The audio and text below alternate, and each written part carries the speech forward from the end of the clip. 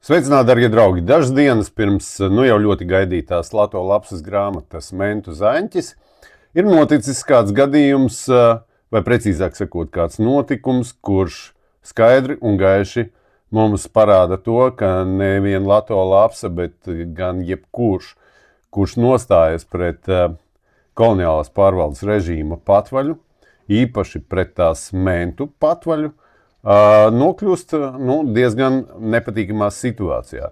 Un šoreiz es nerunāšu par Lato, bet par Sergeju Buividu.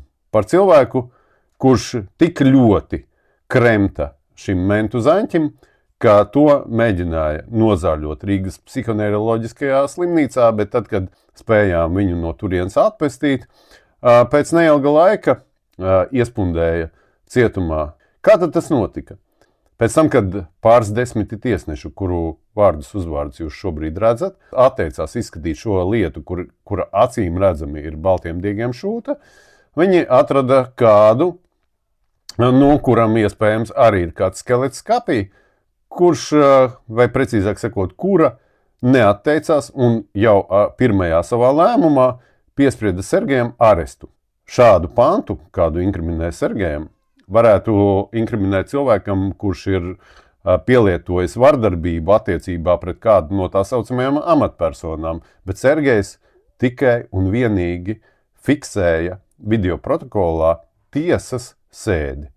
Tiesas sēdi, kuras fiksācija acīm redzot kādam varēja ļoti nepatikt. Un šodien šajā tiesas sēdē kārtējo reizi Sergejs tika pavadīts atpakaļ uz cietumu, bet viņam tika paziņots, ka apsūdzību pret viņu mainīšot, un to izdarīšot mēneša laikā. Protams, mēs varam būt pateicīgi politmafijai ne tikai par to, ka tā atver mums acis, nekaunīgi pļekarējot no mūsu kopējā katlā miljonus un pat miljardus, bet arī tās paklausīgajiem izpildītājiem, tādiem kā sieviete ar nosaukumu tiesnese un nosaukumu bite, kuri mums skaidri un gaiši parāda, kādā tiesiskumā pēdiņās mēs šobrīd atrodamies.